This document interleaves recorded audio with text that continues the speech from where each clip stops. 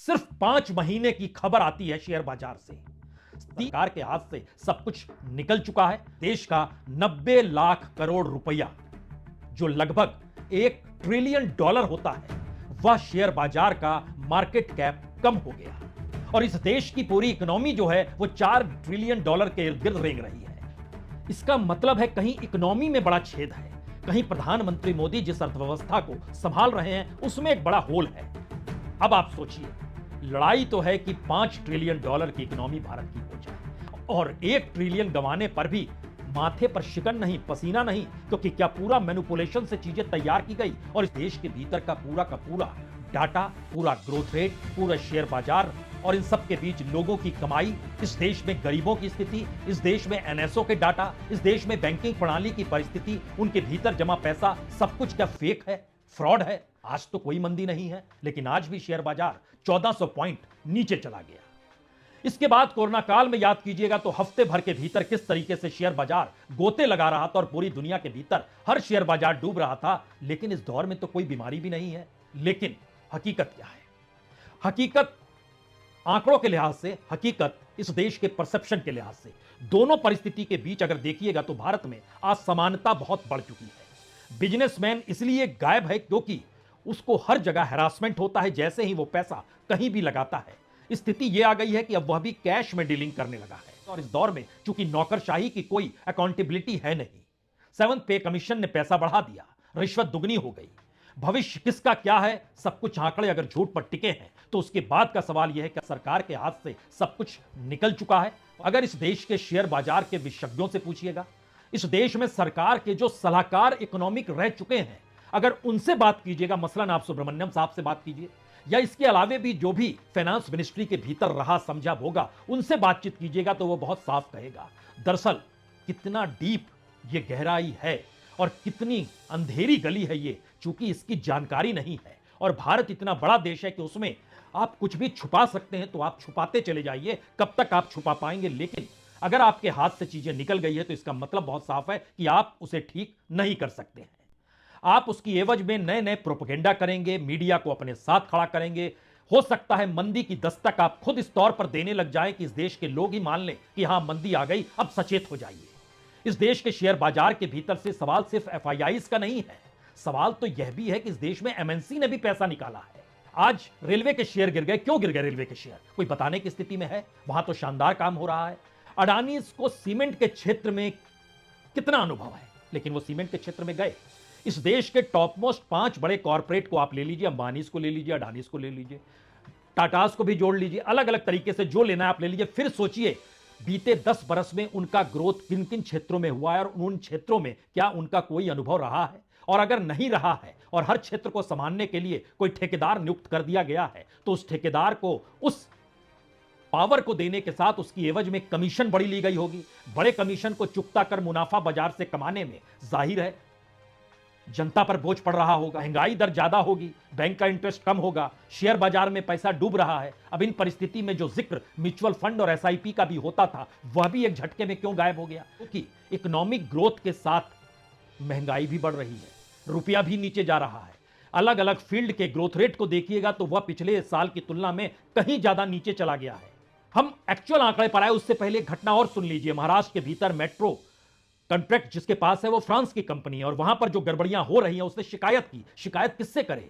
हर country का एक राजदूत होता है जो दिल्ली में बैठा होता है, और कम से कम बिजनेस को लेकर हर स्टेट का उसका एक एम्बेसडर होता है। तो महाराष्ट्र का एम्बेसडर जो फ्रांस का है, उससे शिकायत की गई लेटर, और उसके बीच में जवाब एमएमआरडीए का आया कि देखिए आप जो है नियम कायदों का पालन नहीं कर रहे हैं, और दरअसल आप जो कर रहे हैं और कह रहे हैं वो कानून से थोड़ा हटकर है, यानी वायलेशन ऑफ नियम है।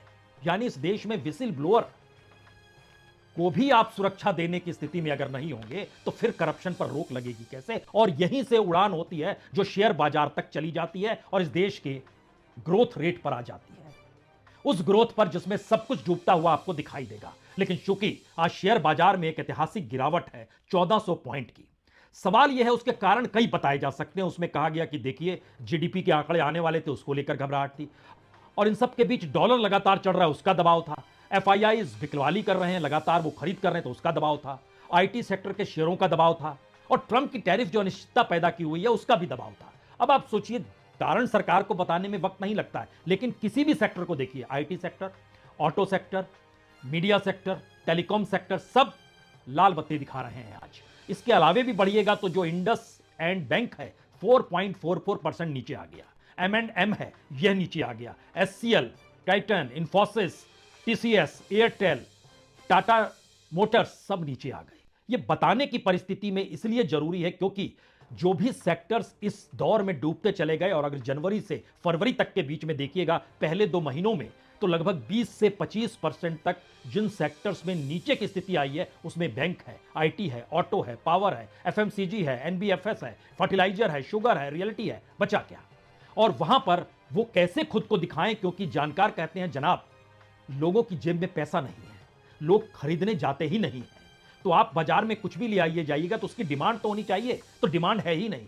तो आप अंतर्राष्ट्रीय वजहों को मत देखिए कि देखिए रूस यूक्रेन में क्या होगा, उसको लेकर अनिश्चितता का माहौल है, कच्चे दाम की कीमत का क्या होगा, अंतर्राष्ट्रीय कारोबारी घबराए हुए हैं, इस पे मत जाइए। अपने देश के भीतर की परिस्थिति को देखिए और समझिए, क्योंकि यहां पर जो मल्टीनेशनल कंपनी है वह भी अपने आप को नीचे ले जा रही है। और शायद इसीलिए जिन कंपनियों को अंतर्राष्ट्रीय तौर पर जो आगे, जैसे आईटी सेक्टर 3.27% नीचे आ गया, और मीडिया 2.50% नीचे आ गया, ऑटो सेक्टर 2.65% नीचे आ गया, पब्लिक सेक्टर के बैंक 2.05% नीचे आ गए, मेटल 1.82% नीचे आ गए। ये मैसेज क्या है? ये मैसेज बहुत साफ है कि इस दौर में सरकार की इकोनॉमी का जो मैनिपुलेशन और जिस तरीके से चंद हाथों में सब कुछ सौंपने की प्रक्रिया थी, और उसके आसरे जो ग्रोथ लगातार बताया जा रहा था, वो सारे आंकड़ों का कोई बेस नहीं था, क्योंकि इस देश के भीतर में असंगठित क्षेत्र यानी अनऑर्गेनाइज्ड सेक्टर का कोई आंकड़ा है ही नहीं। तो जब कोई आंकड़ा ही नहीं होगा तो फिर आप चीजों को कैसे आगे बढ़ाएंगे, अपने मन से आगे बढ़ाएंगे? ये ऐसे सवाल इस दौर में आकर खड़े हो गए जिसमें अगर आप इस देश की हकीकत को समझें, 30 सितंबर 84,000 के पार भारत के BSE का सेंसेक्स था, और उस वक्त जो मार्केट कैप था वो 475 लाख करोड़ का था। क्या ये मैनिपुलेशन से डेवलप हुआ था?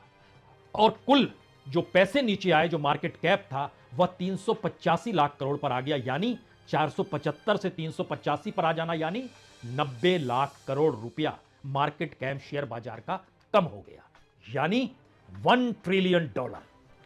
अब आप सोचिए, लड़ाई तो है कि $5 ट्रिलियन की इकोनॉमी भारत की हो जाए, और 1 ट्रिलियन गंवाने पर भी माथे पर शिकन नहीं, पसीना नहीं, क्योंकि क्या पूरा मैनिपुलेशन से चीजें तैयार की गई। और रास्ता क्या है सरकार के पास? सरकार इस रास्ते को निपटाने के लिए क्या मंदी की दिशा में इस देश को ले जाने का ऐलान कर देगी, या फिर एक ऐसी परिस्थिति इस देश के सामने आकर खड़ी हो जाएगी जहां सरकार प्रोपेगेंडा के जरिए बताएगी तो जरूर कि लाखों करोड़ का इन्वेस्टमेंट हो रहा है, लेकिन हकीकी तौर पर लाखों करोड़ यहां से लोग निकाल कर ले जा रहे हैं।